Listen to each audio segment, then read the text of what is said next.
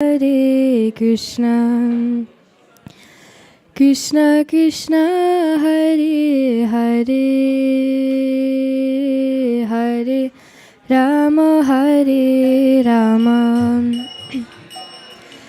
Rama Rama, Hare Hare.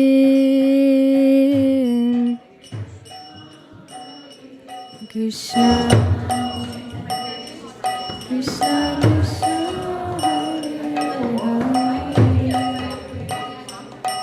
Hare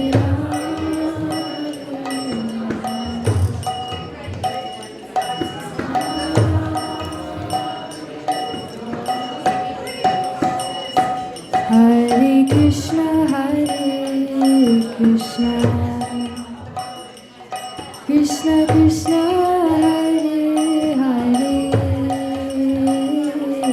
Hare Rama, Hare Rama,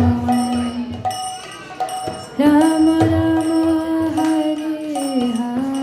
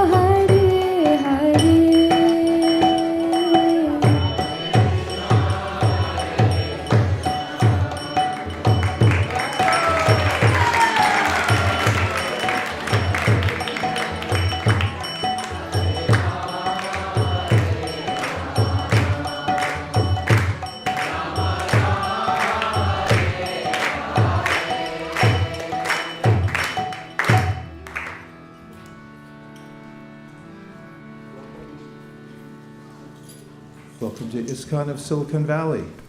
Thank you very much for coming, everyone. This is an international organization, and it is based on the principles of Bhagavad Gita, which present a alternative lifestyle to the default lifestyle we find here in the world, which is work very hard to accumulate, and after a lifetime of accumulation, then undergo a process of divestment by force, and then restart. The principle of the Bhagavad Gita is based on the principle that we are spiritual beings, and the ultimate goal of life is to reawaken our original consciousness, called Krishna consciousness, because we are parts of the Supreme, and the Supreme has various features, but the ultimate feature is personal. And the nomenclature of the Bhagavad Gita and the teachings of our previous great acharyas, or those who teach by example and also write voluminously, the ultimate aspect of the Supreme is personal. And therefore we say the Supreme Personality of Godhead. And in relationship to the Supreme Personality of Godhead, we have various ways of serving. And our eternal relationship is through service. So the founder of our organization is Divine Grace A.C. Bhaktivedanta Swami Prabhupada, who you see on this ornate seat, which is called the Vaisesika, which is meant to honor those who are carrying forth the message given by Krishna through his literary avatar called Vyasadeva, had come to America with the purpose of establishing a network of communities around the world that could strictly take up the practice of what's called devotional service, otherwise known as bhakti or bhakti yoga.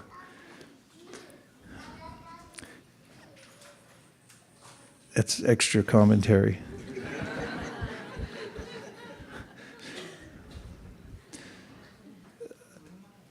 Krishna, the Supreme Personality of God, it also comes at scheduled intervals to the world in order to establish what's called dharma, or to give people the advantage of working in such a way that they can come to spiritual consciousness. Everyone must work, and we have to be active, and we have the natural way of living. But if we do all that in the context of developing our original consciousness through practicing devotional service, then we can be successful.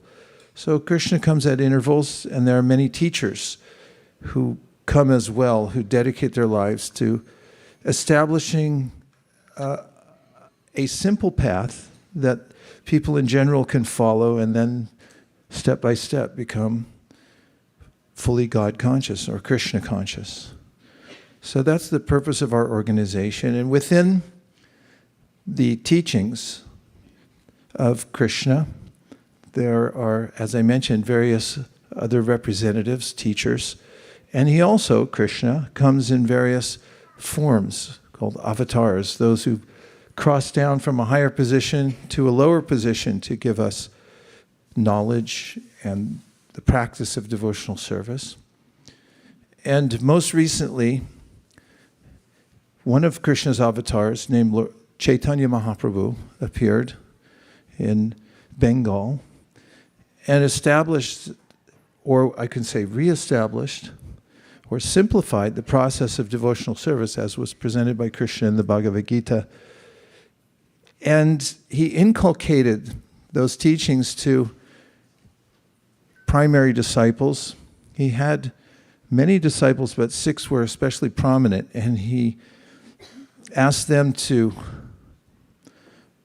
write the teachings in such a way that people in general could take advantage of them. So those books become guides for those who are on the path of bhakti or devotional service within the International Society for Krishna Consciousness, or for anyone who's practicing devotional service.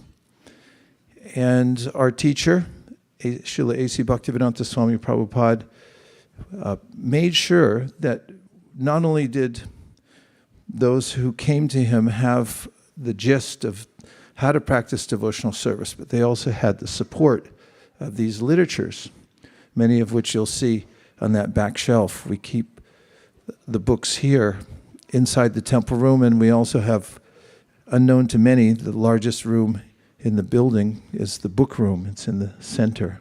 It's the Sanctum Sanctorium, where we keep literatures for distribution all around Silicon Valley and beyond. And we also advocate that those who practice devotional service keep literatures in their homes so they can read them regularly.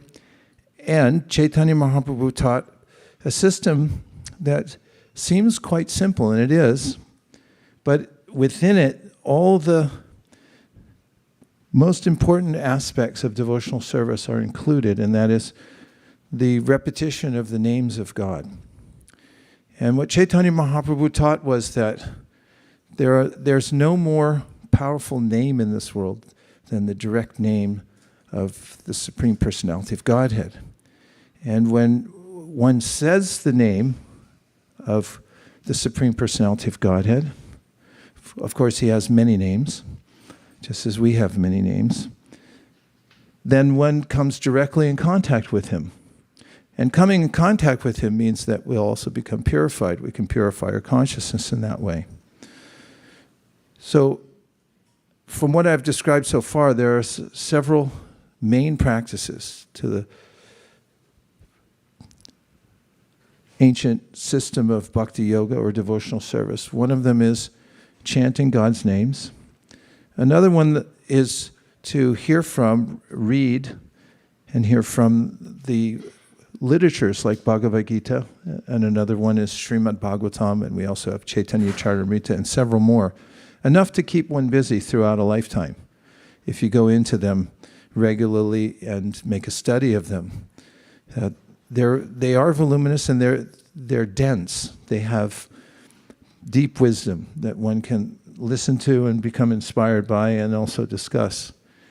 So these are two beginning processes of devotional service, in Sanskrit called Shravanam, Kirtanam. Shravanam means to hear, and Kirtana means then to chant.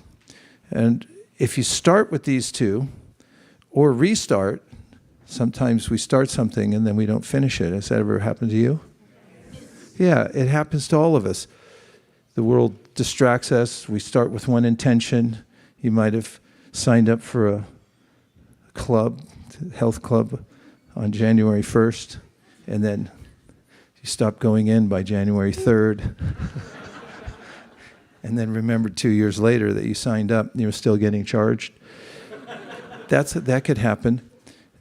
So there's a way in which we may start, we may restart. But Krishna in the Bhagavad Gita is very encouraging. He says, whatever progress you make is never lost. And it's altogether reasonable that somebody would start and then stop. It happens to all of us. We get distracted by the world. Life happens, as they say, and we get carried away in one way or another. But the memory of our practice and the advancement that we've made is never lost. Even when we leave this world, kind of a euphemism for dying, we leave behind the physical body, but we carry with us our mind, which is like software, and the soul, which is spiritual, like the user of the software and the hardware. And we get another situation based on the consciousness in which we left our last body. However, Krishna mentions in the Bhagavad Gita, if you made spiritual advancement, then you'll, at one point in your life or another, you'll pick it up again. And it'll become naturally attractive, spontaneously attractive. Therefore, in the Gita, Krishna gives encouraging words to us and says that even the smallest attempt at devotional service, the practice, is never lost. And it can also save one from being waylaid in such a way that one doesn't come back to devotional service for a long time. Our lives are very short. I was hiking recently in the redwoods near Santa Cruz, and one of our guides along the path was explaining the geology of the area and how there had been an ocean there previously. That's why you can find seashells in some of the layers of the earth when they're exposed. You'll see fossils. And for Mother Earth, these occurrences are, as to us in our lives, something that happens in due course, like various seasons come and go, and they seem to do so quite rapidly and regularly. But in geological time, our lives are quite quick. In fact, Prabhupada, in one of his commentaries, says that they're like a flash in eternity. Compared to eternity, just the one lifetime we have is quite quick, like a flash. However, even within that short amount of time, we can take advantage of the process of devotional service, and when we apply ourselves, that goes on our permanent record. We get to keep that. What's more, it's a purifying process. It's very hard to get comfortable in this world. In fact, it's impossible. In the Bhagavad Gita, Krishna helps us to adjust our expectations by saying that the world is what he calls dukkhalayam. It's a place where there's unrest and a sense of being uncomfortable, naturally, because we're not compatible with the environment. We, as spiritual beings, are very subtle, and the material world is very gross, just like the body. It always seems to have something about it that doesn't quite work properly, or that's a little out of place. Have you ever noticed that? This is troublesome, and the whole world's like that. So he helps to adjust our expectations for living in the world and shows us that if we use what we have, including our own bodies and minds in the process of devotional service, we needn't be so concerned with being entirely comfortable, because we'll feel satisfied that we're making spiritual advancement. So one of the processes I mentioned was chanting, and there's a very powerful mantra, or what's mentioned in the writings of Chaitanya Mahaprabhu and the other great teachers that I mentioned, and even in the oldest writings called the Upanishads, there is a mantra which is called the Maha Mantra, which has special power to lift us above the uncomfortable material world and material body, to raise our consciousness so we come to experience directly for ourselves our original consciousness, which is naturally happy. Happy for no reason, except for that you exist. Sometimes we forget we exist, or because we identify with the body, we think at some point we won't exist, and that's frightening. But when we experience our own nature, that we exist now, we've always existed, we always will in the future, what's more, we have a relationship with the source of our consciousness, who's ever benevolent and beautiful to the extent that we become enraptured when we see that beauty. The kind of beauty we're all looking for in the material world, but we're never quite satisfied. And even if we find someone more likely that's very, very beautiful, then in time, their countenance and their bodily features would change, and we might not be as enamored. That's possible, right?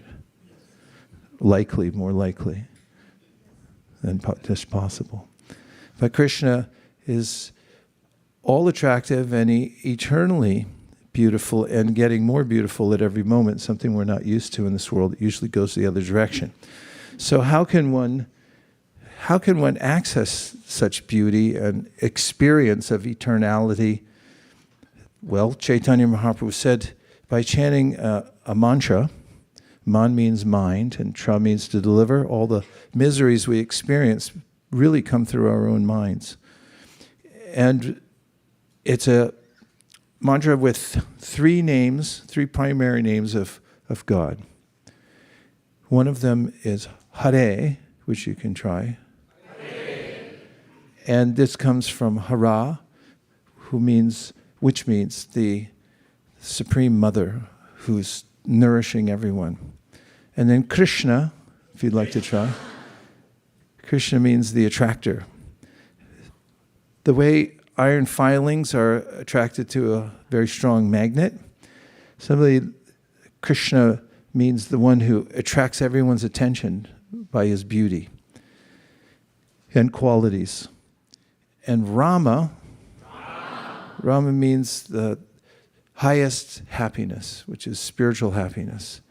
The kind of happiness that, as an ancient verse says, Ramante yogano anante satyananda chiratmani iti rama padena su panam brahma padiyate.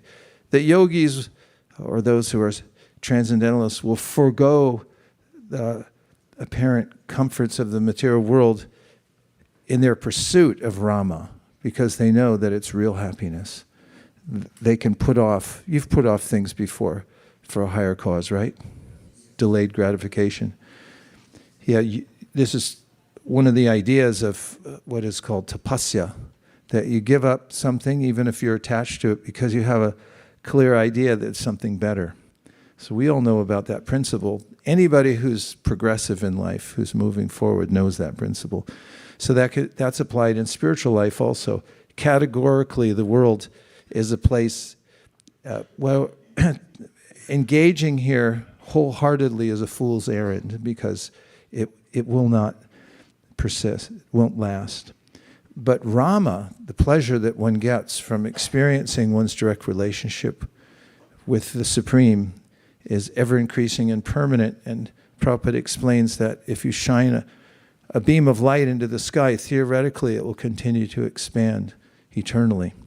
And our happiness in relationship with the Supreme Personality of Godhead, Krishna, will similarly expand. Our love will expand, and subsequently or simultaneously our happiness will as well.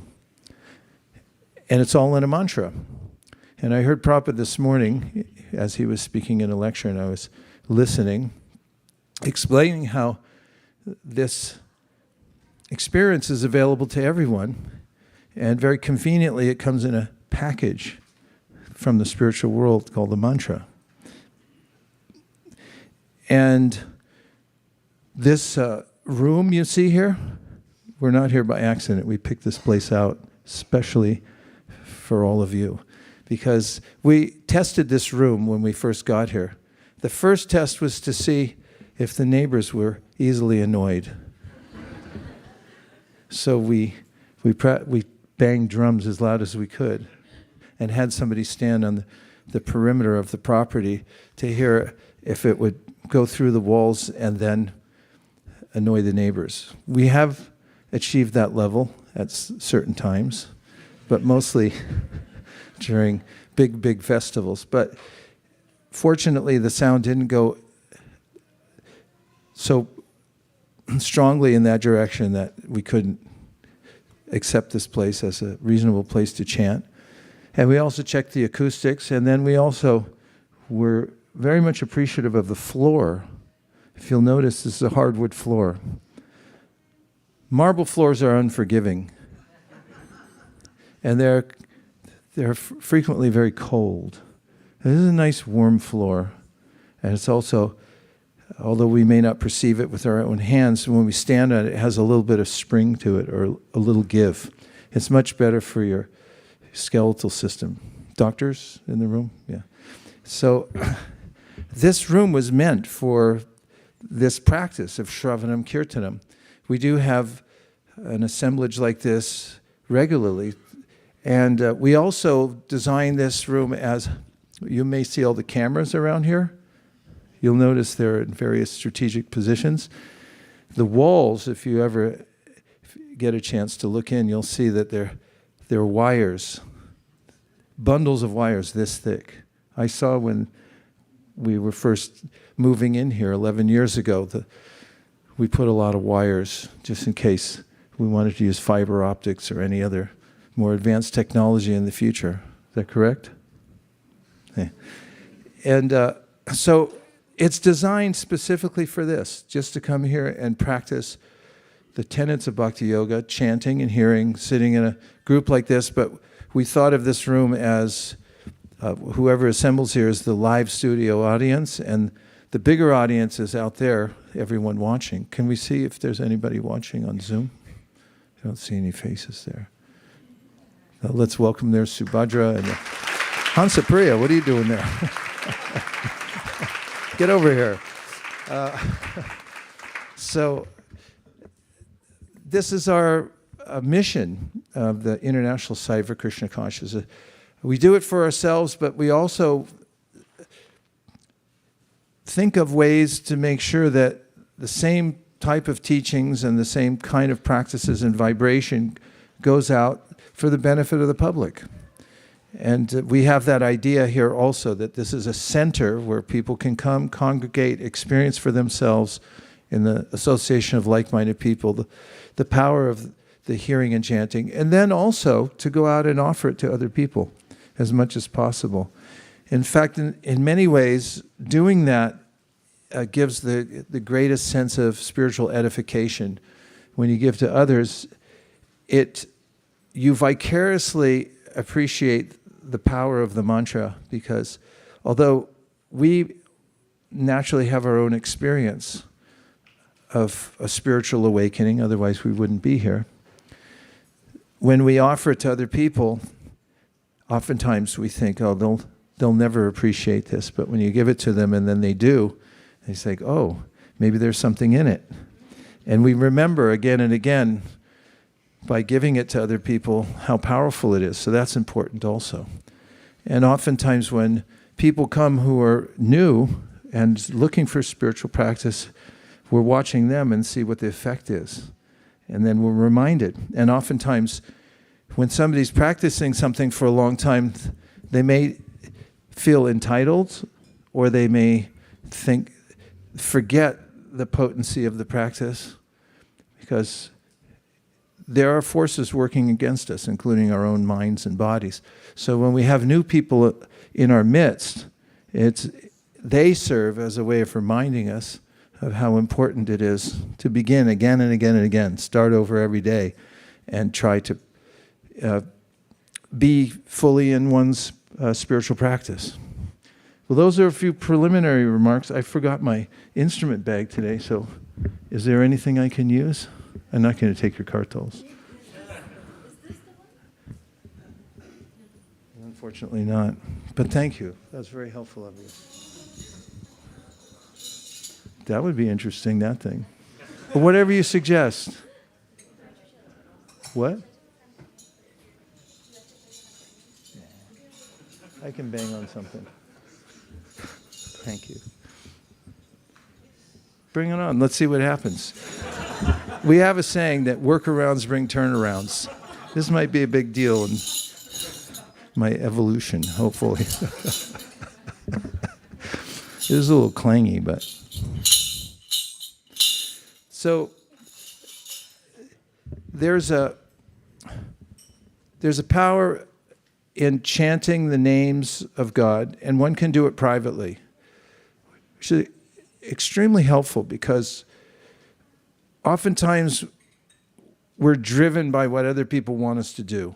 We have to get up and get ready to go somewhere, to serve somebody. And we also may become preoccupied the minute we open our eyes.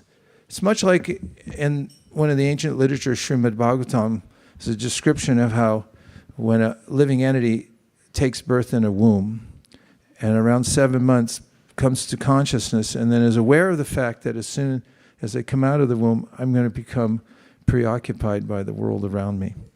And in a similar way, we may go to sleep at night and then wake up in the morning and become reabsorbed in a kind of mindless, not necessarily mindless, but in a routine way of going about our lives. And we may not take the time to introspect and observe ourselves, observe our own consciousness. After all, Socrates said the unexamined life is not worth living. And the Srimad Bhagavatam says, better a moment of full consciousness than an entire life utilized just for survival, of which we will succumb ultimately to the power of the material nature. So why not do what you're good at, which is be a conscious living being, and try to become aware of your consciousness. So there is a practice called japa. Everyone say japa.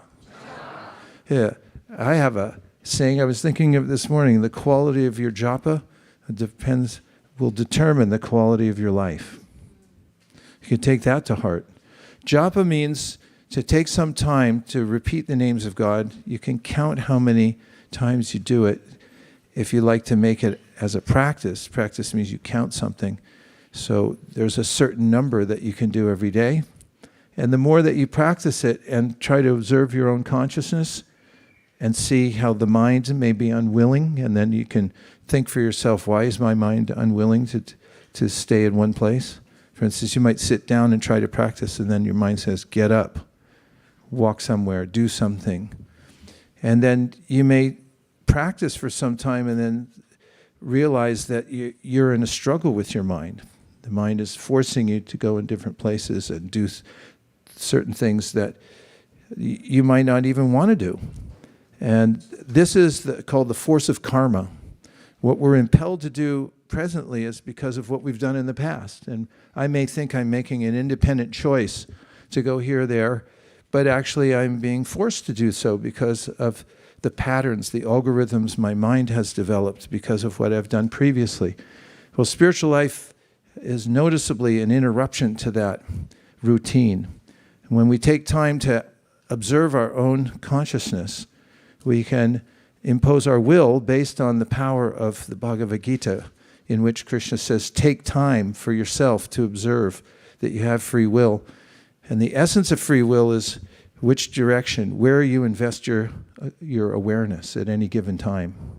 Because where attention goes, energy flows. And so when we chant japa, we can consider our body-mind experience a laboratory, and we can notice for ourselves how it's working. And then we can employ this form of meditation, which is quite natural because it's a soulful cry out to the Supreme, the way you'd call out for your mother when you felt helpless. And there is a power, as I mentioned earlier, within the mantra itself. It's charged with spiritual energy. So when you say the mantra, then you'll also notice that you are able to rise above the pushings of the mind. There are various levels of awareness that we can achieve if we follow a process that's authorized, a spiritual process, and we have to experience it for ourselves. So japa means invest in yourself, investigate your own consciousness, have a relationship for just, even if it's for a moment, with the Supreme, and be aware of the fact that we're being maintained at every second by a superior power. We're being given intelligence by a superior power. That's called Paramatma, or the Supreme Spirit, the Super Spirit who's guiding us, who's overseeing us, fulfilling our desires, and so forth. That one can experience by chanting. And if you do it by yourself, and you take a little time to listen and notice and keep bringing your mind back to the practice of chanting and being aware of the mantra, you'll experience profound improvement in your life just from that one activity. You can try other things like going through YouTube and listening to everyone's differing pieces of advice about how to live in a better way, and you might just get confused by being eclectic.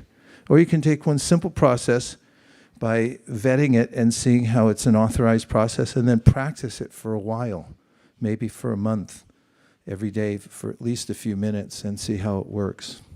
What do you think? Okay, that was 30%. The other 70%, you don't get a free set of beads afterwards, but the 30%, you can see me afterwards. And then there's a system of the meditation that, as I mentioned, Chaitanya Mahaprabhu, who was an avatar or an incarnation of Krishna, came to teach 500 years ago, a universal system that can work anywhere. Name a few places in the world. Toronto. Could it work in Toronto? Say yes. Yes. Okay, name another place. India. Where? India. Which part of India? No, one place. Delhi. Could it work in Delhi? Yes. Oh, okay. Anywhere else? Vrindavan. That's all you think about. Nigeria? Could it work in Nigeria? Yes. Any other places? Switzerland? Could it work there? Name 3 more. Where? Antarctica. Could it work up there? 2 more? I don't know. We believe it at Antarctica. It works everywhere because categorically we're always the same, and categorically the material world's always the same. The great sages have analyzed these categories and called them tattvas, or truths. And in the Bhagavad Gita, there's a famous statement which can be quite helpful in getting realigned in our lives. The sages, says Krishna, say, Nasato vitate bhavo, nabhavo vitate sata, ubayor api drishnontas tvanayos tattva darshibi. That seers, those who have practiced japa, and they've come to be aware of the categorical difference between that which is always changing. It's called bhava. The material world is called bhava. Whatever you see now, like cloud-like images that morph into something else. Like our bodies are morphing right now. And the bodies of our loved ones are morphing right now.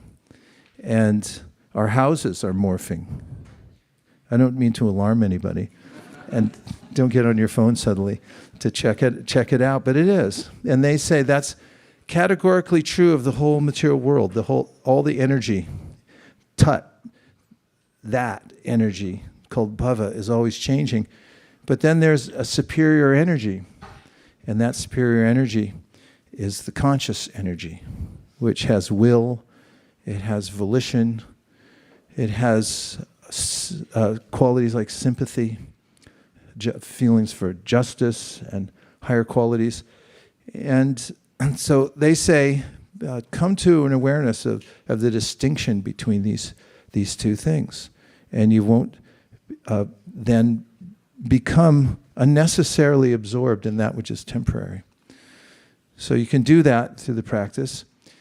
The universal practice then, Chaitanya Mahaprabhu taught, that he said will work anywhere, because whether it's Antarctica or Toronto, practically the same in the winter, and Nigeria or Delhi, it's all, although there may be different cultures, and there are different cultures, and there are different kinds of gas stations, or people eat slightly different kinds of food, or whatever it might be. Categorically, it's all the same combination of the temporary material energy and the eternal conscious energy. So you could do this anywhere and it'll work. You don't have to worry that it's only effective in a certain culture. No. It's called Sanatana Dharma. It's effective everywhere because it's in relationship to the conscious soul. And what he said was that if you come together in a group, and again, going back to that's why we got this room, we bought this place, and we reorganized this room, we remodeled, just so we could all sit here together and then do this process called Samkirtan. So Sam means together, and Kirtan means what I said before about chanting. And then, of course, we hear. So when we do this, we get the power of everyone else's intention and their focus on chanting the holy names, and we can go back and forth. That is, one person sings it, the others respond. Thank you. And we can try it, shall we? Without further ado.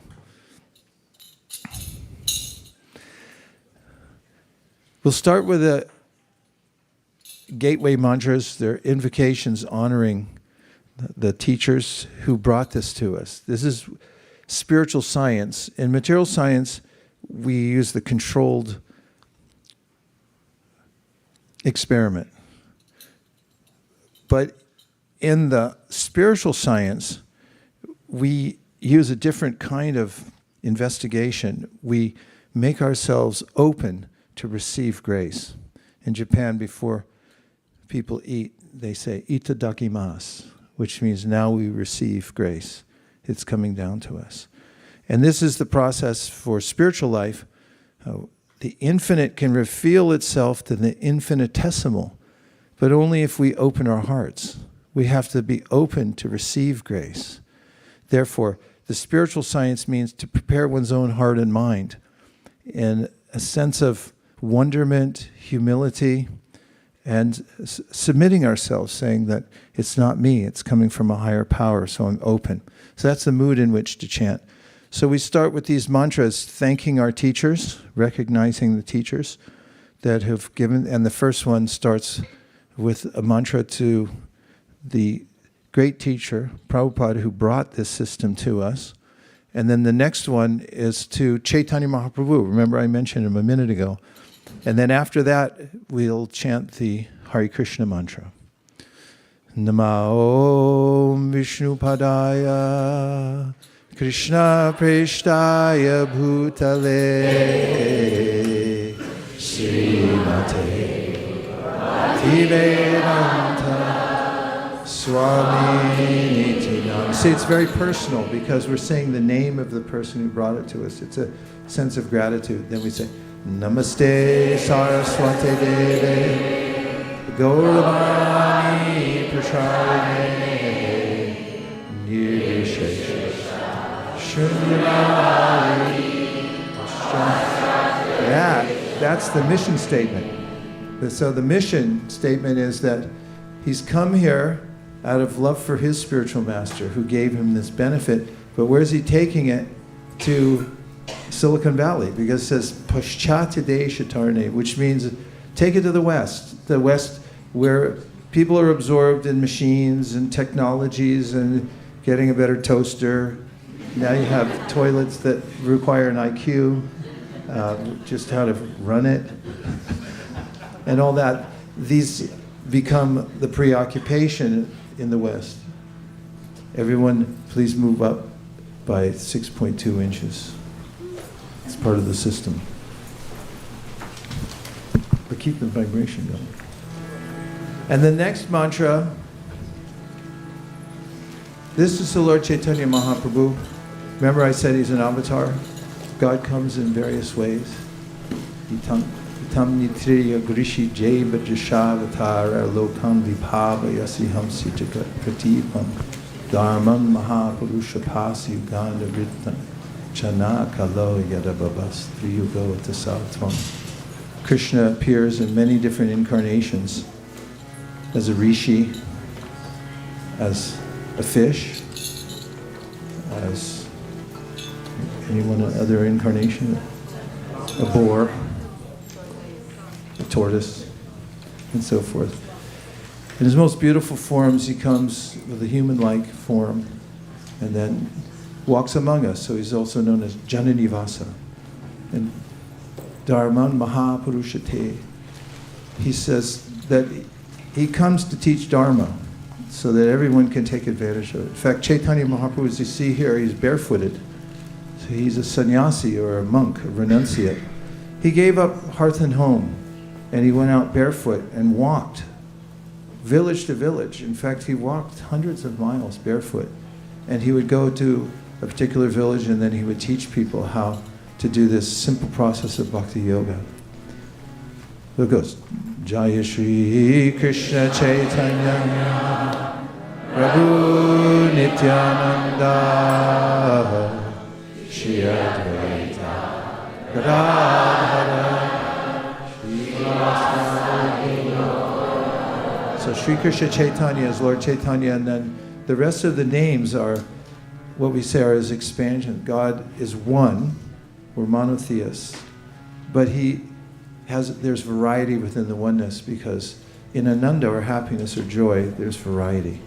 If you fly for more than, I don't know, last night we took a flight and it was only an hour and a half and I was squirming. What to speak of if you fly for 5-10 hours, you want to come out and you want the variety. And similarly, if you're on the ocean, Prabhupada said when he was on the Jaladuta for a couple months, he said it was torturous. It's just water everywhere. We want variety. So spiritual world means the variety of loving relationships. So when God comes, he comes with his many different associates. God's an unlimited person, and in his unlimitedness, he expands himself into various other associates with whom he has loving relationships, not the least of which are all of us. Raise your hand if you're a person. Because we're going to see if anybody's an AI robot. and if we're going to put you to work later. Okay. Now we chant the Hare Krishna Maha Mantra. And we'll chant it in a raga, because in the spiritual world there's beautiful tunes. Actually, I met earlier, my great fortune, Hansadwani. I got to meet the teachers from our Vaishnava Academy, who for decades here have been giving their loving association to the children who grew up here at ISKCON of Silicon Valley. And they have many different departments, and they all cover different areas, ages, groups of kids. And there's academics. And where does it start? They were telling me today, from 0 to 2 years old. I said, 0? He asked me, how old are you? I'm 0 years old. That means even before conception, the parents are making their consciousness a welcoming place for a spiritual entity to appear. Because why would Krishna send some living entity to a place where there's tumult and confusion and lower vibrations? So they prepare themselves like that. And when the child is in the womb, then the parents, guided by these amazing teachers here, amazing, they show them how to continuously make the spiritual sound vibration. They'll read the whole Srimad Bhagavatam while the child's in the womb. That's fact. That's what they do. And then when the child comes out, first words he says, Om Namo Bhagavate Vasudevaya. If you create an environment where children can thrive, then they thrive spiritually. I was just in Laguna Beach and I was sitting with some devotees. We were preparing for a wedding and we were talking about what the different elements were going to be. And there was a young kid over on one side, and somebody pointed to him and said, oh, he's really smart and he's really nice and he knows. And the temple president goes, yeah, he's like an ISV kid. And I was like, ah. So what we do matters. The way we cultivate Krishna consciousness in our children, the way we cultivate it in ourselves matters. The sound vibration we make in our house and in our car, and as we walk down the street, what we say to ourselves, what we say to others, and the practice that we have daily, it can transform our consciousness. The subtle body takes a certain form according to the environment we leave it in, or what we introduce into it. It's like posture. If you ever noticed, if you hunch over for a long period of time, mostly like this. If you look around, that's what most people are shaped like. They're shaped like this because they're always hunching over. And it's very hard to get your posture back. It takes practice. You have to strengthen the muscles in your back, and you have to make sure your neck isn't tech neck. And the same thing with our subtle body. When we're listening to lower vibrations where people are singing with an idea of bemoaning their trouble here in the material world, or just out of a sense of attraction for the temporary nature of the world in an optimistic spirit that I will conquer it or I'll enjoy it and so forth. It deforms our subtle body. And when we're able to chant pure spiritual vibration, our posture comes back. And that means our internal posture. And we start to feel confident about our lives. We know what to do. We can make good decisions. Otherwise, we're overwhelmed, constantly overwhelmed by the onslaught that comes from our own mind and by the deformity of our own internal nature, which is the subtle body. It can all be reformed. So one of the great reforming processes is this group chanting. So you let it come in to your mind and remember that you're a spiritual being. We're here, if you want to conceptualize it, in a heaving ocean where we're helpless. We're thrown into this ocean, and similarly we're being tossed by it. So we can call out with a voice of helplessness and devotion to the Supreme when we do this. And this is especially why we got this building. We made this room just so we could be here right now to do this. You ready?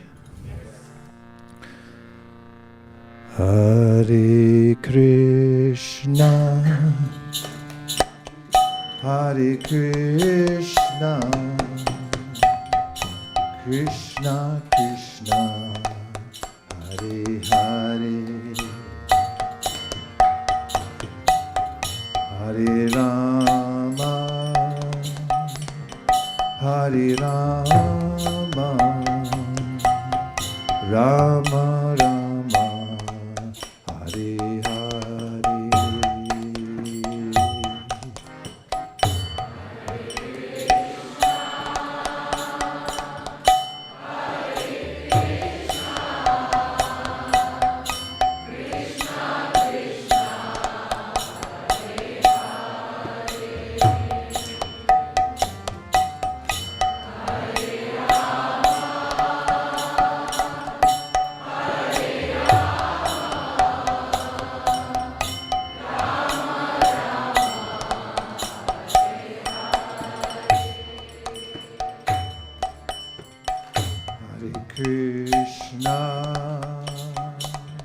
Hare Krishna,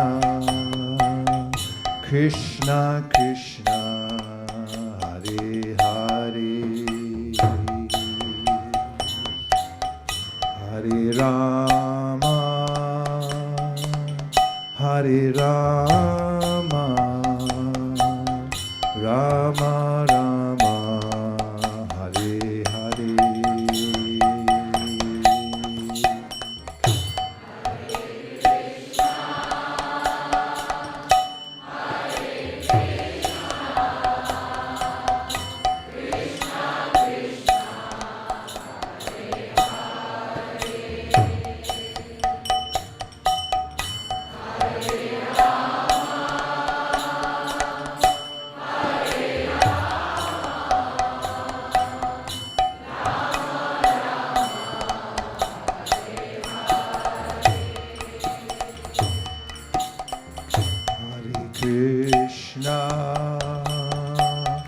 Hare Krishna, Krishna Krishna, Hare Hare, Hare Rama, Hare Rama, Rama Rama, Hare Hare.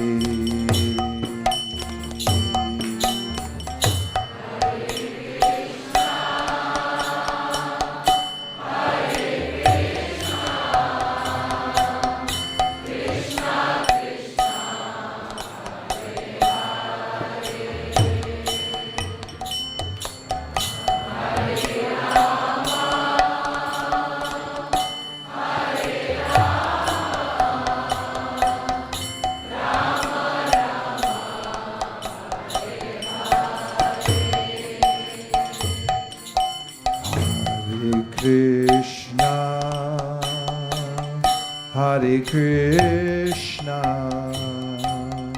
Krishna Krishna, Hare Hare, Hare Rama, Hare Rama, Rama Rama, Hare Hare.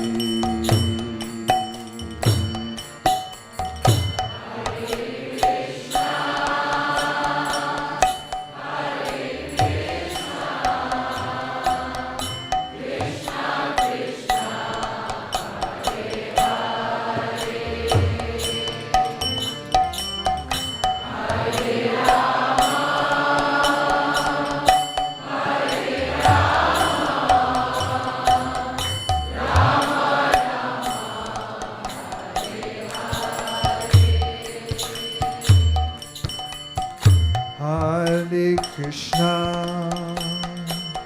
Hare Krishna, Krishna Krishna, Hare Hare, Hare Rama, Hare Rama, Rama Rama, Hare Hare.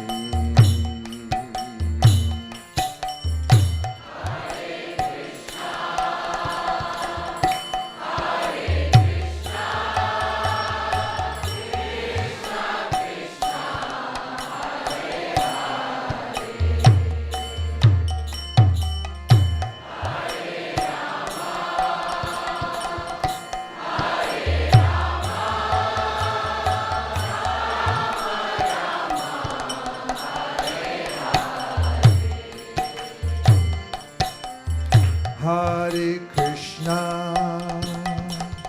Hare Krishna, Krishna Krishna, Hare Hare, Hare Rama, Hare Rama, Rama Rama, Hare Hare.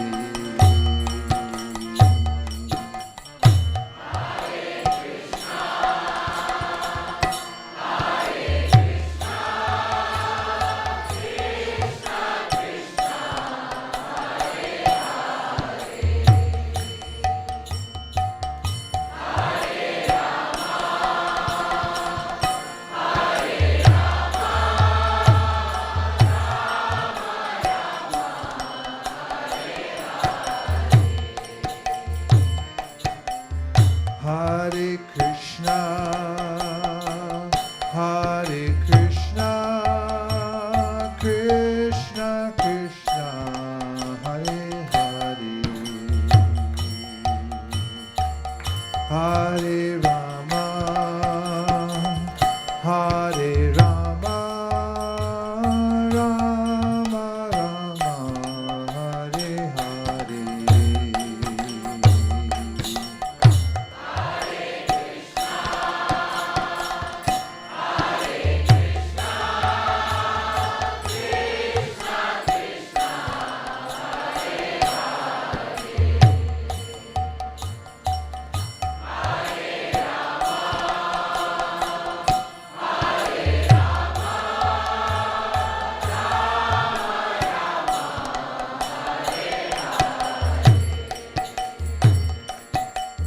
Hare Krishna, Hare Krishna, Krishna Krishna, Hare Hare, Hare Rama, Hare Rama, Rama Rama, Hare Hare.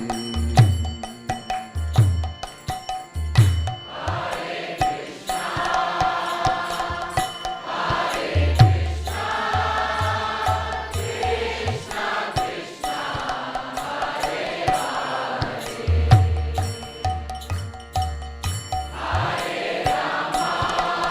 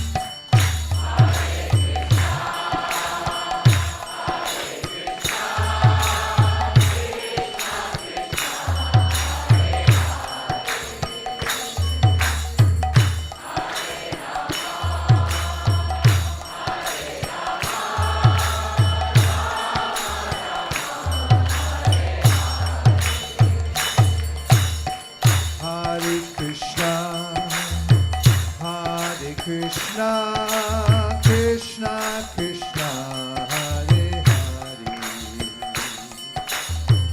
Hare Rama, Hare Rama, Rama Rama, Hare Hare.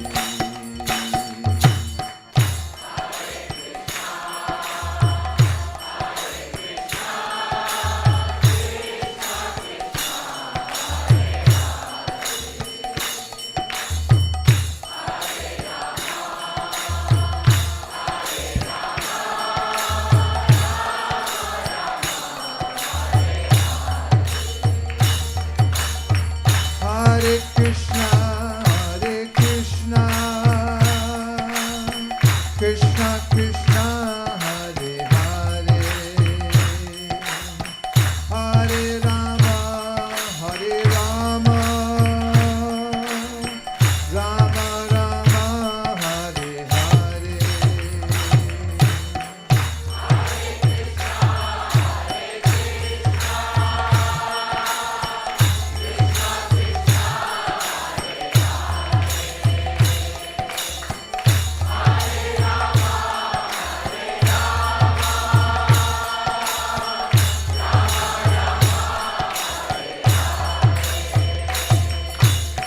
Hare Krishna, Krishna Krishna, Hare Hare, Hare Rama, Rama Rama, Hare Hare.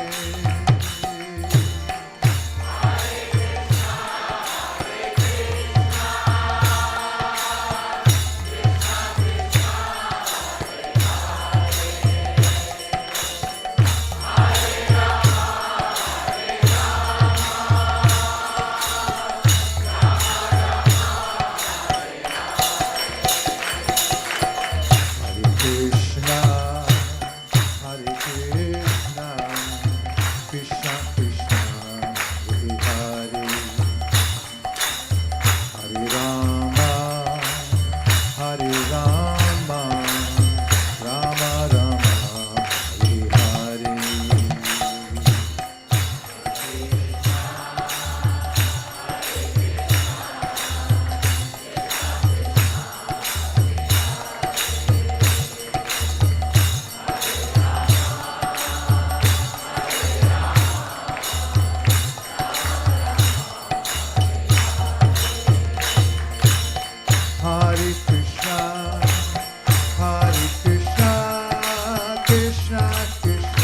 Hare Hare,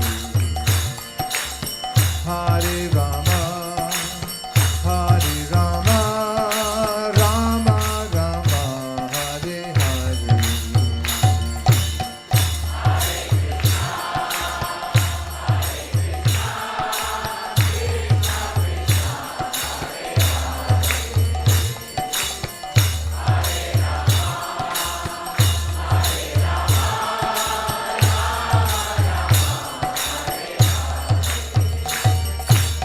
Hare Krishna, Krishna Krishna, Hare Hare, Hare Rama, Rama Rama,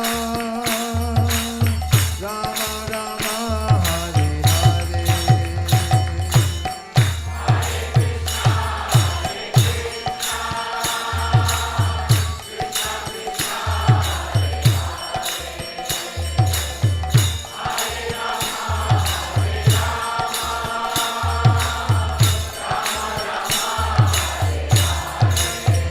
Hare Krishna, Krishna Krishna, Hare Hare, Hare Rama, Rama Rama, Hare Hare.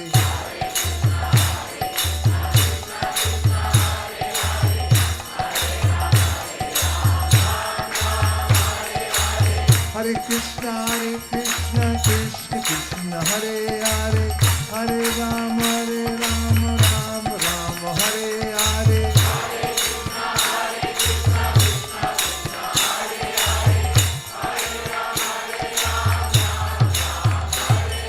Hare Krishna, Krishna Hare Rama, Rama Rama, Hare Hare.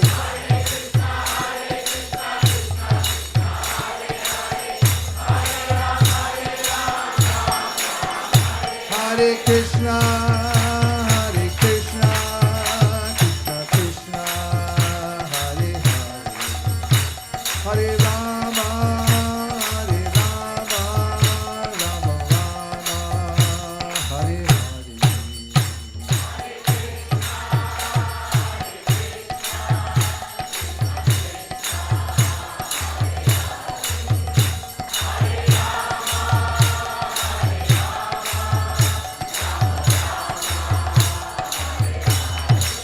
Hare Krishna, Hare Krishna, Krishna Krishna, Hare Hare.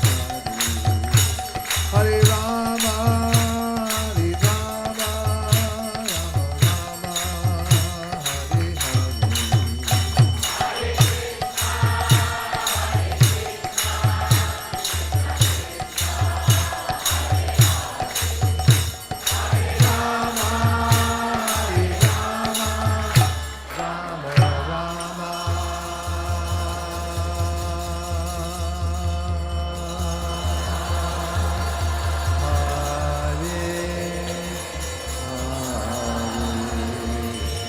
Gaur Premanande, Nitai Gaur Haribo, Haribo, Haribo, Nitai Gaur Haribo.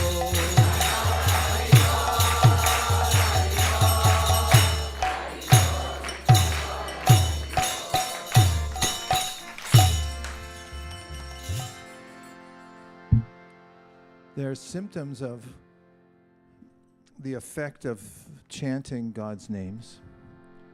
One of them is that one becomes what's called paradukkhadukkhi, which means that when we see the suffering of others, then we suffer.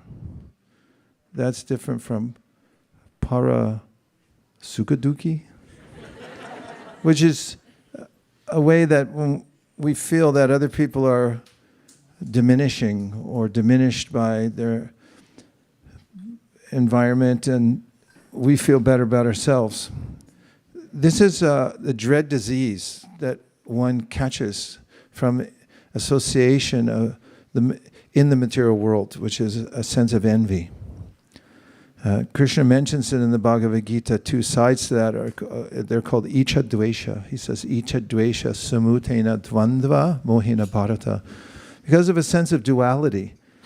Dvandva means I see that people are separate from me. They're different from me. And once I heard Prabhupada say on a morning walk, when somebody asked him, why are there so many different religions in the world? He said, they're not differences, they're varieties. And there's a way in which when one becomes spiritually conscious, one sees the variety within the oneness. And what's more, there's a sense of wholeness of the world. This is expressed in one of the very powerful invocation mantras from a special book that we have that we distribute everywhere all over the world.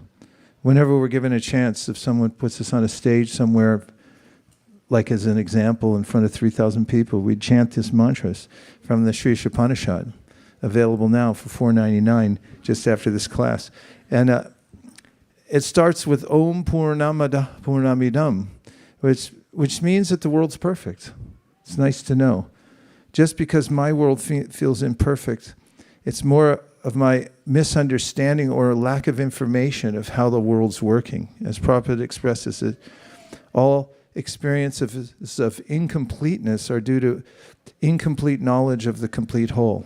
We don't know how we fit into it all. But there's a very simple way in which we can instantly fit into it. Lord Chaitanya taught simple, very practical principles, and one of them was that we are servants. When we take a service mind in any context, spiritual or otherwise, then we immediately feel that we fit in. That's our inside edge as living beings. We're not so good at being masterful of the world. It masters us right back again. And we feel ourselves encumbered by the world when we try to control it. But when we think of how to use everything, and we see everything in the world as paraphernalia to be used in service of the Lord, then we naturally feel at home. And we feel a sense of optimism and excitement because everything can be used in service. And the moment I switch that to the other side and I think, how can I use this for my own happiness? Then that's immediate. That's the time when the thought begins, just at the beginning of the thought. That's when misery comes into my life. This is very practical. And by chanting Hare Krishna, we can develop this service mind. We can also feel a sense of compassion for others. And we also get knowledge. If you're ever in doubt of what to do in your life, chant Hare Krishna. If you ever feel overwhelmed, anybody ever feel overwhelmed? What does it feel like to be overwhelmed? Let's give one person. We want to hear specific answers so we can all relate to it. And who wants to volunteer to describe what it feels like to be overwhelmed? I mean, I never hear of anybody just being whelmed. It's either... We'll pass the mic back.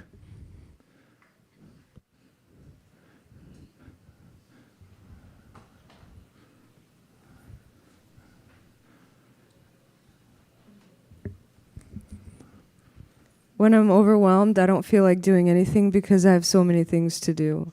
Oh, that's a good way to put that. Yes. Let's talk about being overwhelmed. This feels good. Come on, pass the mic around. Let's share.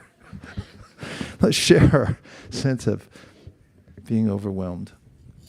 Overwhelm is like when you're going inside the water and you're coming out and going like habudubu. So Habudubu. That's Bengali. It's the sound of bubbles coming up. Habudubu, everyone say. Say it 3-4 times. Habudubu, habudubu, habudubu, habudubu. So like when you're drowning, then you could get a breath of air and then you're pushed back down again. Something like that, right? Yeah. So how would we deal with that? You can chant Hare Krishna. By chanting Hare Krishna, we get a sense of perspective and we get knowledge. Knowledge means to see the difference between ourselves and our bodies. Krishna says this in the Bhagavad Gita. Kshetra jnam chapi mam vidhi sarva kshetri shubharata kshetra kshetragdayor jnanam yatach jnanam matam mama. It's so sweet. Krishna says, here's my opinion. Everyone's like, your opinion? You're God. I mean, he says that real knowledge means to see the difference between yourself and your body. The body he calls the field of activity, and you're the knower of the field of activity. But even beyond that, there's the knower of all fields of activity and the knower of all souls. That's the super soul, the Paramatma. And by chanting Hare Krishna, Prabhupada says, we synchronize all energies in the world. If we try to do it individually, just like when you're doing a wedding. Yesterday, I performed a wedding ceremony. And every place it's different, and you have to get all the paraphernalia together. That's required for a wedding. You have to have paraphernalia, right? That's one of the main things, paraphernalia. So where do you get it all? It's all over the place, all over the city. There's paraphernalia that people have to wear. That part I didn't take care of. There's paraphernalia of who's going to show up. They're not paraphernalia, they're people, but for performing the fire ceremony, you need all kinds of ingredients. And in our lives, we're always trying to gather all the items that we need to do what we want. We have a conception of what we want. So Prabhupada pointing out from the Srimad Bhagavatam that all organization of paraphernalia in this world comes from sound vibration. And he gives the example of building a structure like a skyscraper. If you want to build it, you talk about it. And you say, where's the paraphernalia? How are we going to organize it? Someone starts writing it down. It comes from the idea, the thought world that gets manifested through our speech. Then we start writing it down. Somebody is trained to measure how long it's going to be and how high. Then we talk to all the people who have the, what do you need for a skyscraper these days? Builders, what are you using? No builders in here? Steel, glass, everything. It's already there. You just have to bring it all to one place. So you talk about it, say, "Hey, could you bring me some steel? It's on a ship. It'll come soon." And then you talk about, you make the sound and it all comes together. So Prabhupada said, in the same way, everything in your life comes together by the sound vibration that you make.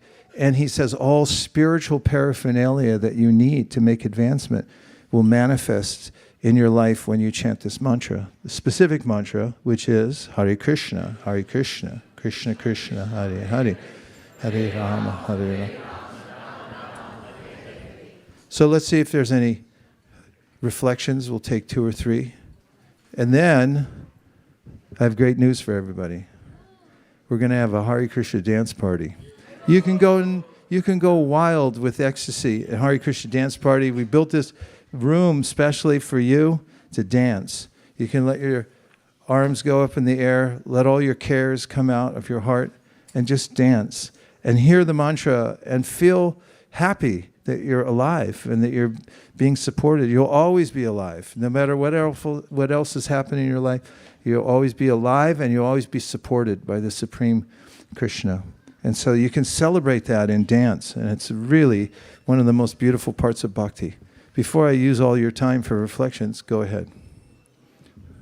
3, 2, 1. Yes. Santosh.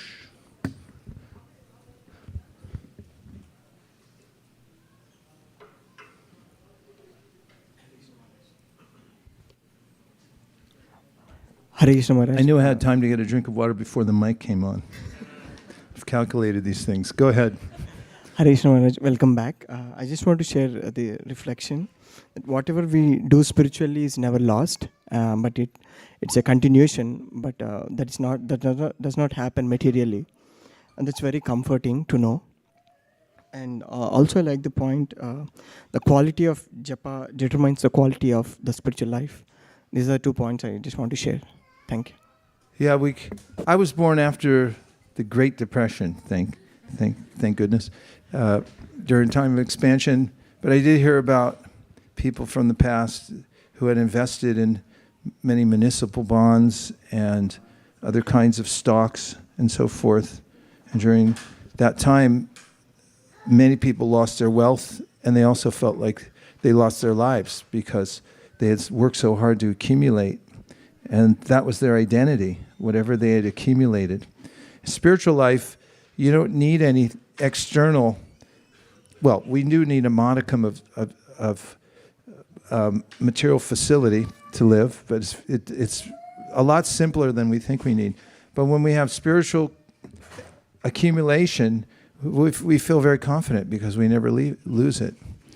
And also, if you want to know how to improve your life, don't go to YouTube unless it's about how to chant better japa, because that's the first place to start. Start with yourself. It's the one place where you have to take full responsibility for your own consciousness. In kirtan, even as we were doing now, you can just sit here and float along. But when you chant japa, you have to feel the responsibility that, Krishna, I'm doing this. I know it's hard because my mind right now feels like a foe rather than a friend, but I'm going to stay here. I'm going to pray to God. I'm going to pray to you through your holy name. And when you're able to make advancement in that practice, then you feel very confident about yourself. And you know that at any time you can access the Supreme by chanting his names. Okay, one more. Kanka. In 7 seconds or less, or Kanka's money back from today's class. It's getting close. You better pass it faster. Thank you. Thank you very much. One of the things that I wanted to mention was that in the Bhagavad Gita, Krishna talks about japa being the sacrifice for this age. And I have a friend that came to join the Hare Krishna movement in Los Angeles, and he said he just couldn't do it. He couldn't do japa. It was too hard for him. And I think that japa is a sacrifice, and it does take time to discipline ourselves. But just like in other ages, they had different austerities that they did, and we can do this. It just takes time and patience and persistence. Well, we can take it from the example of Kanka Devi Dasi, who's been doing it 56 years now. Okay, last point. Sundari Kirtan, make it quick because we got to stop. Hare Krishna.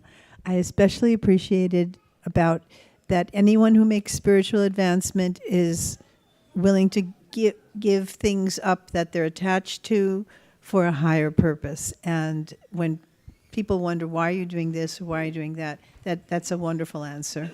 Yeah, then there's also the concept of preemptive giving. We learn it from Bali Maharaj in the Srimad Bhagavatam. And that means if you have an awareness that, first of all, nothing's yours anyway, but whatever you do have now, temporary stewardship over, it's going to be taken from you. And if you give it away before it's taken, then you're a genius. And plus there's no tax. It's also in the tax law.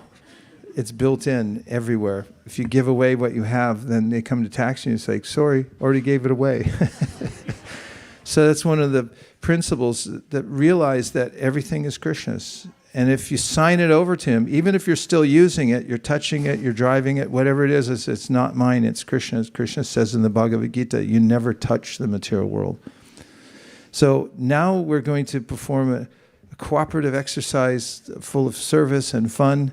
We'll pick up all the asanas here, these seats, and we'll put them back in the asana bin, if it's still here.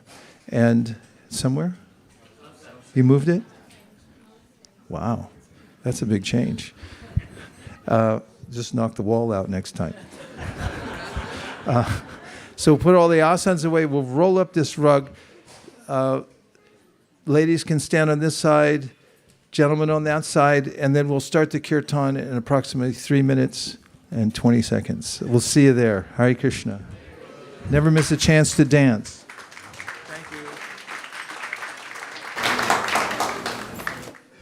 His Grace Vaisesika Maharaj ki jai. Srila Prabhupada ki jai.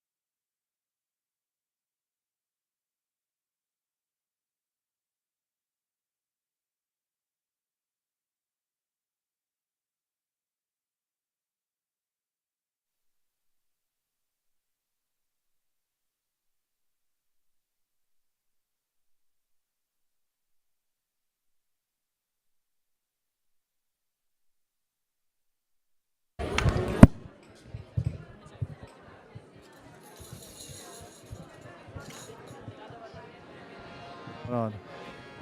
Hari Hari, Hare Krishna.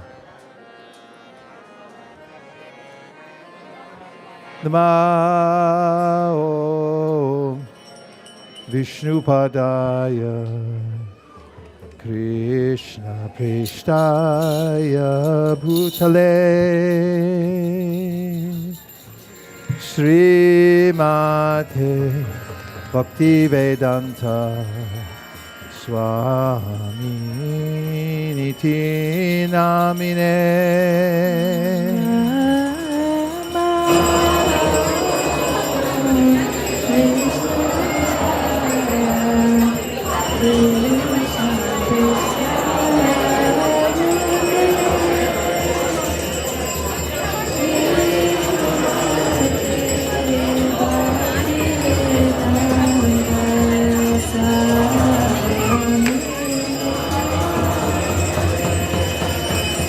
Namaste Saraswati Devi Gauravani Vicharine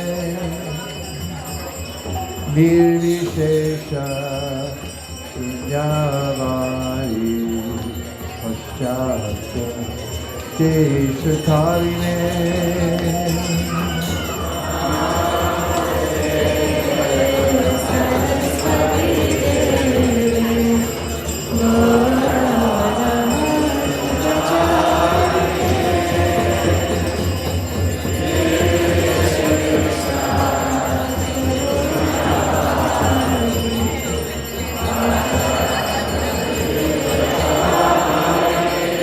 Jai Shri Krishna Chaitanya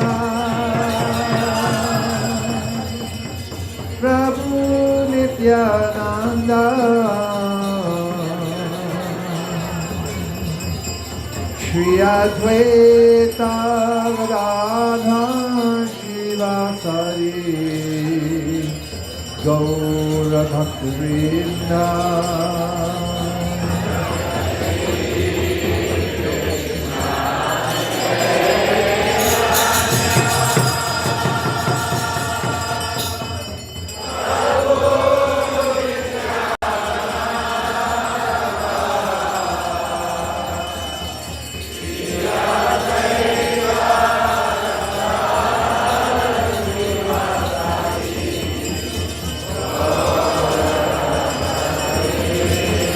Jai Shri Krishna Chaitanya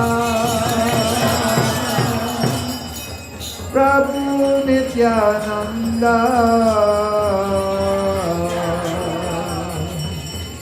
Shri Advaita Gadadhar Shivasari Gaura Bhaktivinoda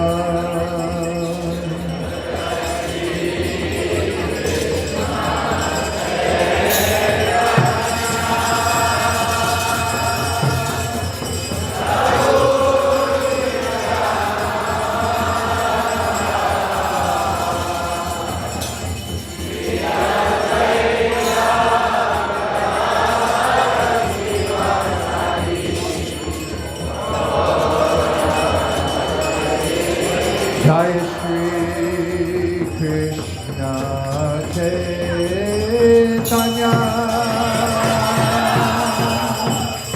Prabhu Nityananda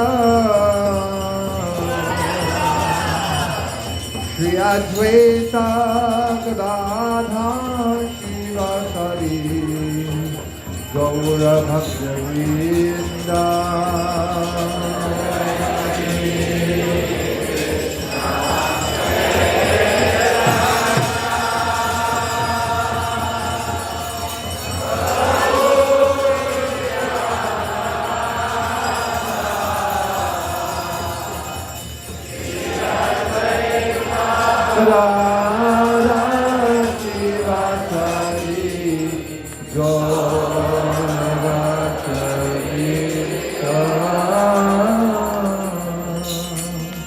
Hare Krishna, Hare Krishna, Krishna Krishna, Hare Hare,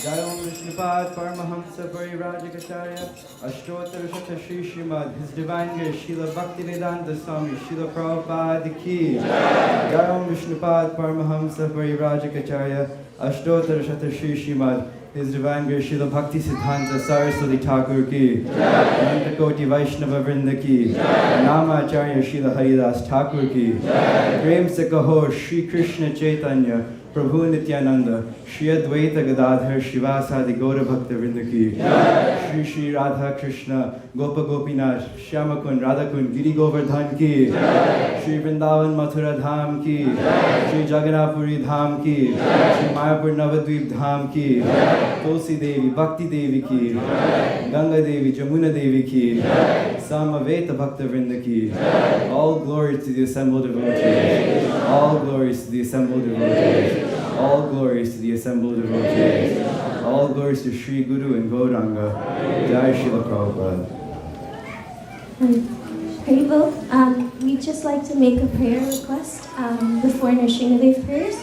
Dear Lord Nrsimhadev, if you so desire, please bless Manjari Gopika Mataji's grandmother, who is currently suffered a stroke. She's 94 years old. If you so desire, please protect her and give her shelter under your lotus feet. Thank you for considering our request. Hare Krishna. Namaste Narashinghaya.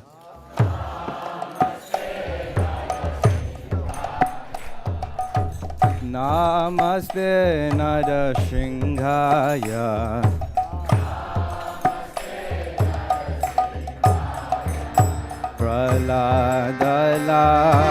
Praladadayine.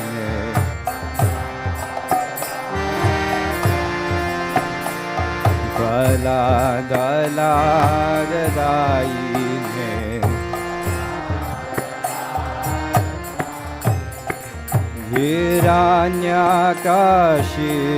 Hiranyakashipurvakshaha.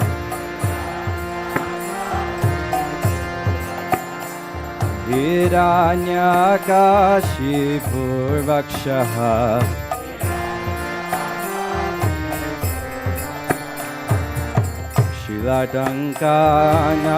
Shilatankanakalaye.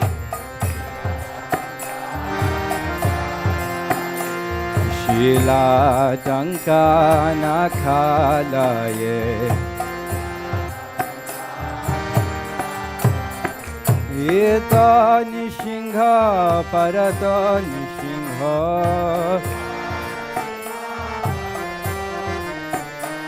Ita Nishingha Parata Nishingha.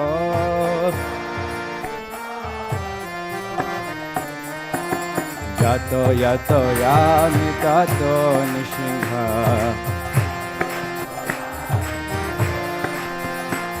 Yato yato yami tato Nishingha. Bahe Nishingha Hridaye Nishingha.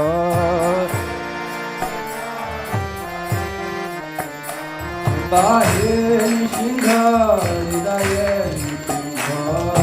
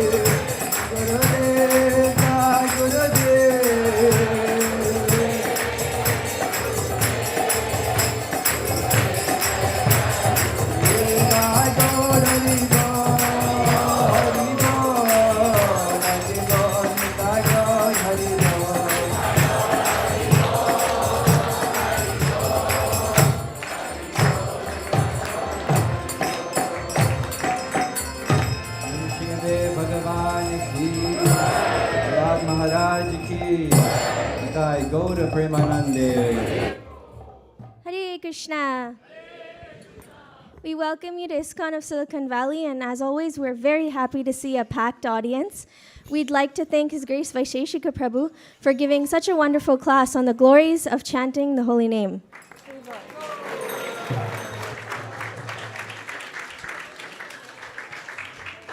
I know we're all eager for Prashadam and the programs ahead. We'll make the announcements short, and we do have a couple special announcements, so please stay back for these few minutes. All right, so we'd also like to thank His Grace Vaisesika Prabhu and Brajaras Bhavana for leading the Gaur Aarti and the Nishingadev prayers.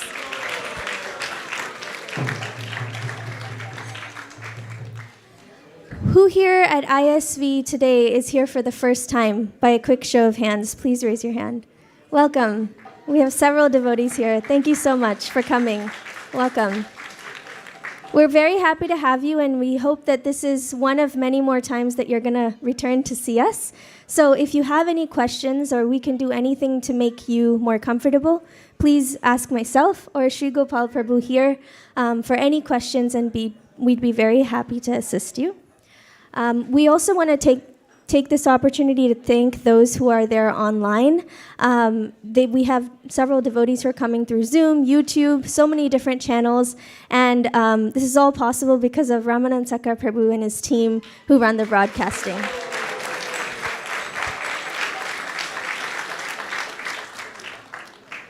We have two sponsors for today's Sunday feast. So sponsorship essentially allows us to cook a wonderful feast for all the devotees here. And you're welcome to do that on Saturday or Sunday.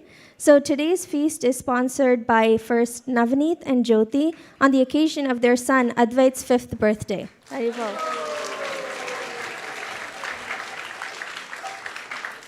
They aren't here today, but we'll chant together for Advait and their family.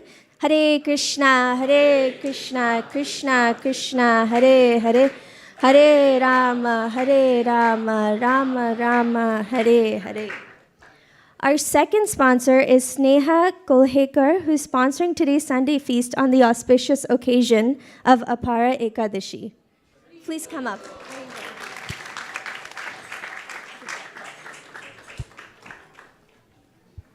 Please say a few words. I just wanted to take this opportunity to celebrate Ekadashi with all the devotees and ask for your blessings so that I may continuously evolve in my Krishna consciousness journey. Thank you. Hare Krishna. Thank you so much, Mataji. And this is a little gift. Thank you.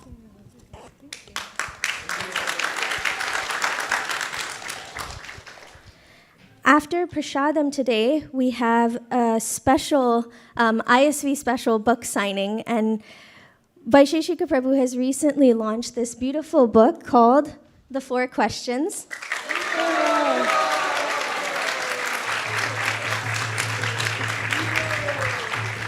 I think I need 4 arms now.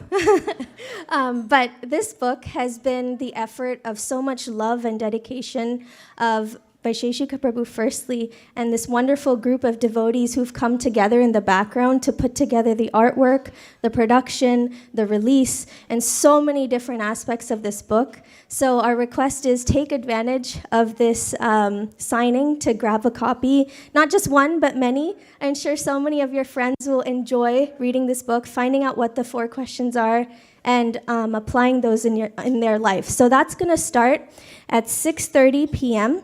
And then after that, we have Youth Jam, which will be dedicated to meeting the author, getting to know a little bit more of Prabhu's journey in writing this book. So please stay back.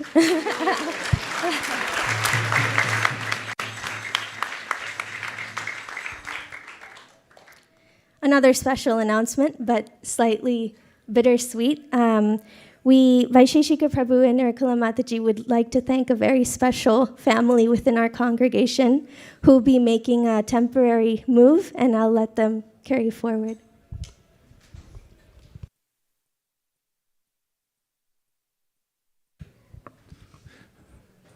Hare Krishna, everyone. We've been at this here in our community for a couple of decades or more. And the first time one of our devotees moved somewhere because of a job shift, we had a hard time readjusting. It took a long time. And then we realized that people do move around and they can't always stay in one place. And we've gotten used to, over a period of time, devotees coming and going. Not exactly used to it. We always feel bereft of the association of those who are part of our community, whether it's for a short time or a long time, actually. We feel it. And when it's devotees who have been here for decades and decades and who have been part of our intimate family of devotees, then it's very heartfelt. So Vrindavan Priya Prabhu, Vrajavilasini, Vrinda, and Balaram are taking a short vacation so that Prabhu can take up a special engagement in education. Actually, we were there for his graduation, for his PhD at Stanford, and subsequently he was part of the PhD pot washing crew. I think we're the only organization in Silicon Valley where our pot washers are also PhDs. But Vrindavan Priya is such a humble servitor. You'll always find him one place or another doing meaningful service.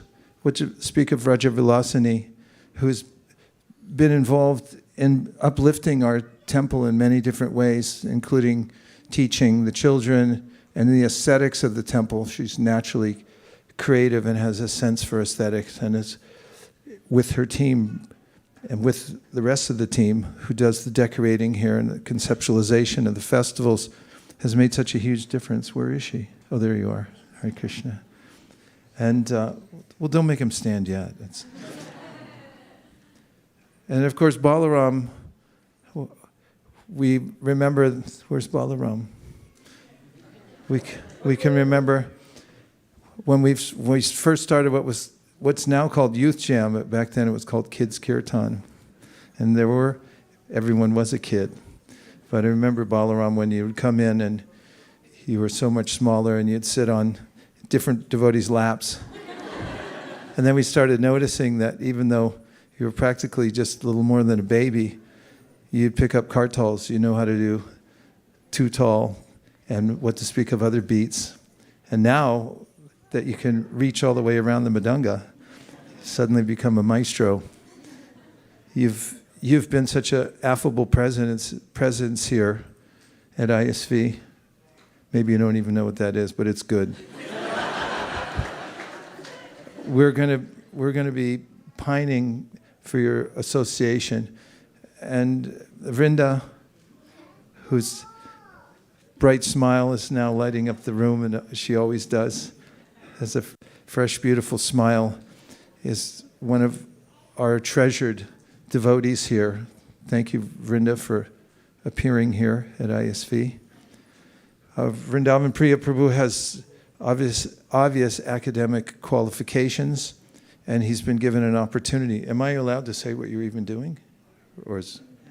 Well, one thing is, I had a long conversation with him at Sadhu Sangha, and there are ways in which we're going to keep in service, because he has a lot to offer, obviously. And he's going to be doing projects that do cross over into what we're doing. He's doing it using Vedic knowledge for the mental health community. And there's a lot of people looking for ways to improve mental health and feel that there's a lot of answers in the Bhagavad Gita and elsewhere in the Vedas. Who could be more qualified than Vrindavan Priya, who's been practicing it so seriously for so many years? And he offered to interface so that we can take advantage of his research. Is that somewhat accurate? 70%? So it's very heartfelt that we see you off at the docks of the Ganga on your way, the ship that you're taking overseas.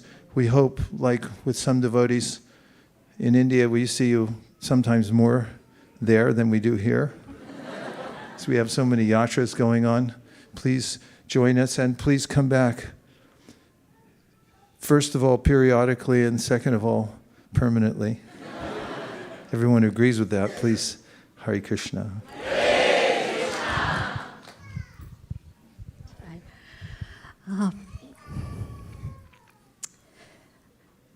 You too and your children have been such a vital part of our community. As my husband said, we were at Vrindavan Priya Prabhu's graduation, his PhD program at Stanford, and he wasn't married yet. And then he got married and he brought the lovely Rajavilasini back home. And then they have 2 fantastic children who we all love. And we know that the reasons that you're going back home are... This is home, they're going. That you're going back to India is to, they're noble. And I'm happy you're getting that chance to teach, because that's been a desire of yours, and I'm sure you'll be very good at it. And Brajavilasini, supporting you. I know it's not easy.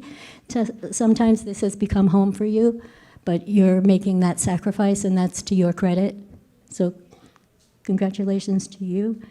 And we hope to see you, as Prabhu said, in India on the yatras, to stay in touch. And we'll miss you. And thank you for all that you've done. And please do stay in touch through service and through emails or however else that we can. And we'll build a tunnel. But it's very heartfelt. We're really going to miss you, and we've really appreciated all you've been for us.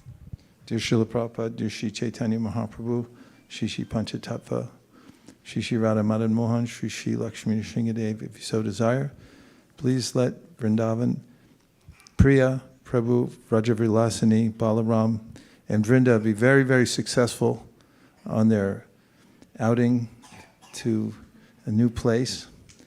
And if you so desire, please let them be fully satisfied with their service there, but then slightly dissatisfied enough to come back and continue here with our next phases of expanding the ISKCON of Silicon Valley, which will be grand, and we're going to need you. Thank you for considering our request. Om Tat Sat. What? Do they want to speak? Yes. Vrindavan Priya, she wants you to speak.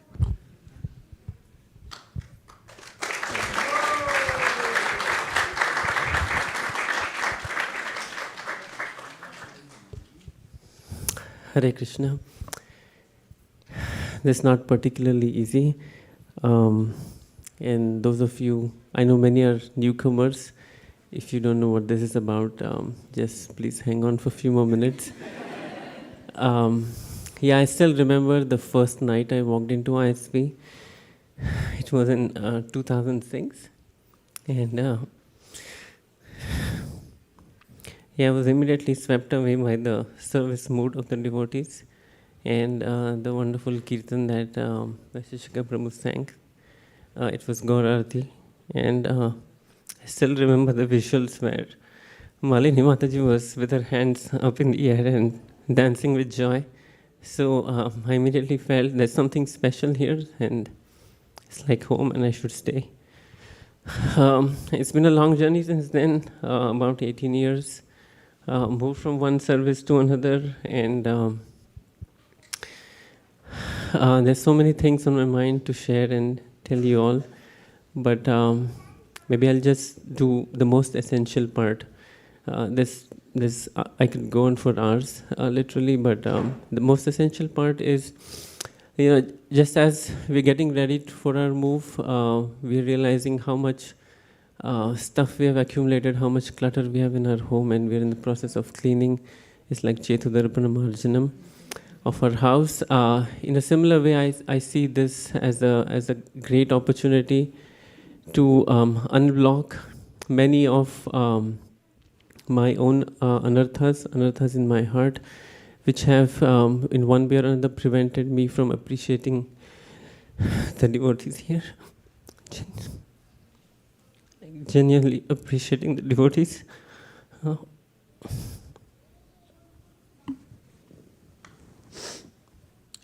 What I've received is like an ocean of mercy, love and affection. And what I've given back to the community is probably just a tiny drop. And that drop was also not pure. It was contaminated with many offenses and mistakes. But the community has been very, very kind to me and forgiven all my mistakes and still continue to accommodate me.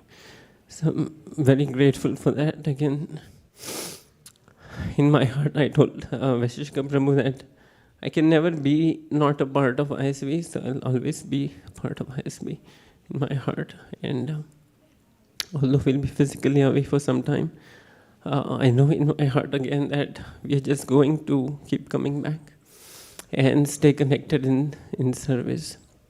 My Dandavat Pranams and my humble obeisances to His Grace Vaisesika Prabhu, Nirakula Mataji, all the devotees. I cannot start naming everyone, but yeah, I'll miss all of you, and I thank you for keeping me in your association for this long. Please pray for us, keep us in your thoughts, and all of you, please come for yatras, and we'll try to join as many as possible in India. Thank you. Hare Krishna.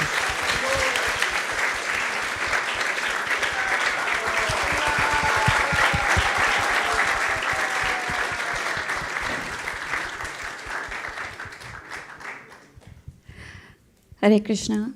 I remember the first day I walked into the temple. It was a Mother's Day, and as a newlywed, when I walked in, I was doing kirtan, and I felt it's not such a bad place to be, as he explained. But then I never realized that, how fortunate I was to be here. And my first service was writing those placards for the Bhagavatam or the Bhagavad Gita sets we would do.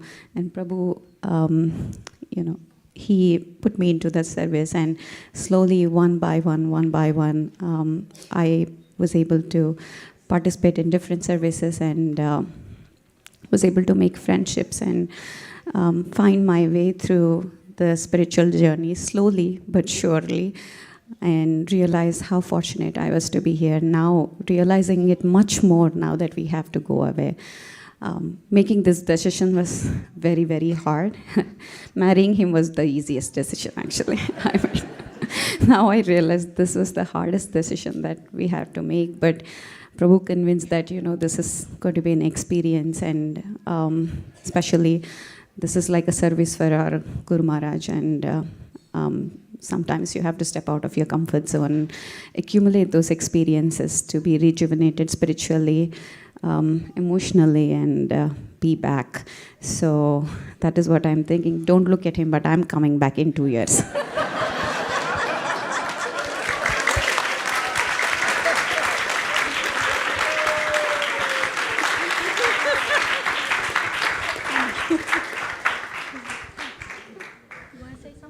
No.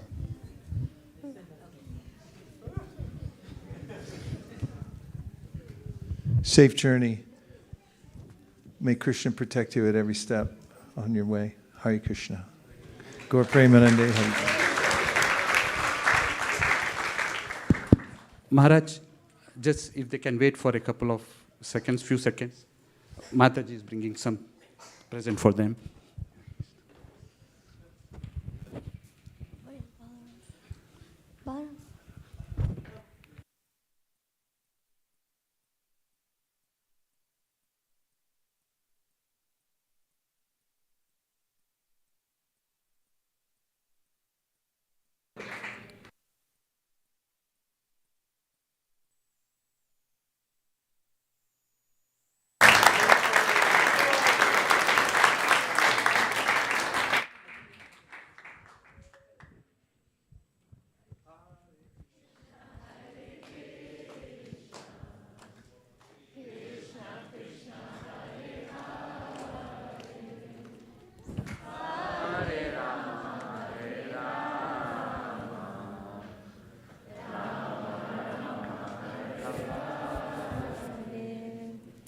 Thank you, Prabhu, Mataji, Vrindavan Priya Prabhu, and Brajavilasini Mataji for brightening our world and for the last few minutes giving us a glimpse into your wonderful hearts. Thank you so much. And we'll see you back in 2 years, according to Brajavilasini. All right, so now we have, before Prashadam, after Youth Jam, Balaram and Vrinda will be cutting a cake to celebrate this moment, so please stay back for that. And then before we head into Prashadam, Dhriti will announce the cooks for today.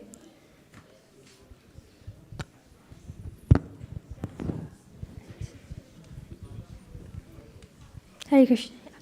Hare Krishna. Today's Sunday feast was led by Nilachal Chandra Mataji and Hari Sankirtan Prabhu. And the cooks were Radhika, Ananga Mataji, Mahendra Prabhu, Utkarsh Prabhu, Sridhar Prabhu, Varsha Mataji, Nupur Mataji, Rajiv Prabhu, Sudevi Sakhi Mataji, Sumati Mataji, and Anuradha Mataji.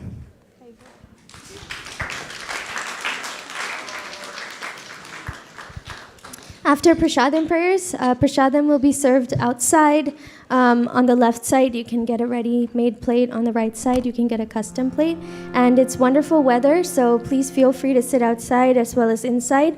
But within a few minutes, sooner than later, inside we'll need to clean the hall so we can be ready for the program and the youth jam. Thank you so much. Hare Krishna. Sharira Vidya Jodan Riyata Heka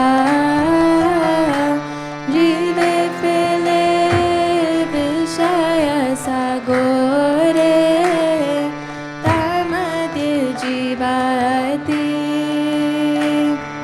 Robha Mosudurmati Take Jita Katina Samsare Krishna Badodoyamo